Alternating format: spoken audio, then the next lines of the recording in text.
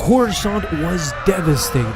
It felt like a war zone, and now Vader had to answer before his master Darth Sidious. First of all, Palpatine was asking for proof, assurance that these Inquisitors were actually traitors. Vader of course presented everything to his master and explained in detail how the woman Inquisitor had made the grave mistake with Koth's wife, how both the Inquisitors had formed an attachment and might have presented a threat in the future. But still, Sidious was furious that it took bashing his capital city to go after two measly Inquisitors. Furthermore, he had inadvertently killed a senator that was working towards Palpatine's plans. While Vader protested, Palpatine simply told him that he still had control over the Inquisitors, but they will no longer reside on Coruscant. They are to be moved off-world immediately so that no more chaos ensues. Sidious then went on to congratulate Vader on eliminating Koth, once a prominent figure in the Jedi Council, but he asked him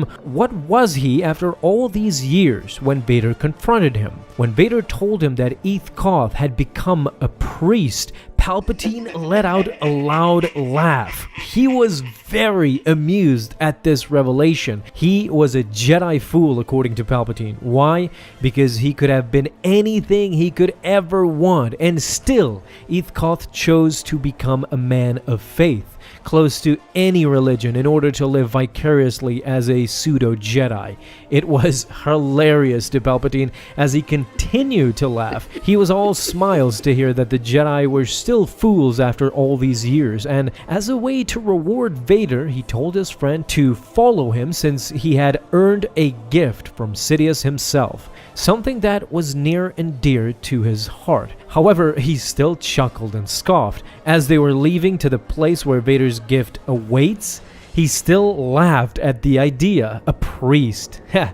Palpatine still could not let that notion go. Not only was it funny, but it made their job easier. They were slowly assured that the rest of the Jedi survivors would not be far off, either working as clergymen or as protectors. You know, Jedi things. They finally arrived. The gift was something that Vader would not expect to see ever again. It was the Nubian ship that Padme used for the last time on Mustafar. Vader stared at his reflection. He was stunned. The royal vessel of the lovely Padme Amidala. Vader immediately crushed the droid that was restoring it, while Palpatine went straight to business again. But when he told Vader to go immediately to Alderaan and deal with Bail Organa, Vader refused. This angered Palpatine at that moment, but Vader quickly explained he will do whatever task that Sidious requires. The only thing that he asks in return was a world of his own. A world? Palpatine looked at Vader. Now he understands. He wanted a place to hone his skills. Palpatine had Coruscant, and now Vader wanted one of his own. Perfect. He will give him Naboo, Palpatine's own homeworld. What better way to connect with his master? Or perhaps Tatooine, the planet he once called home. Why not go ahead and burn its entire sand and turn it into glass? But no, Vader wanted one planet only, and that was Mustafar.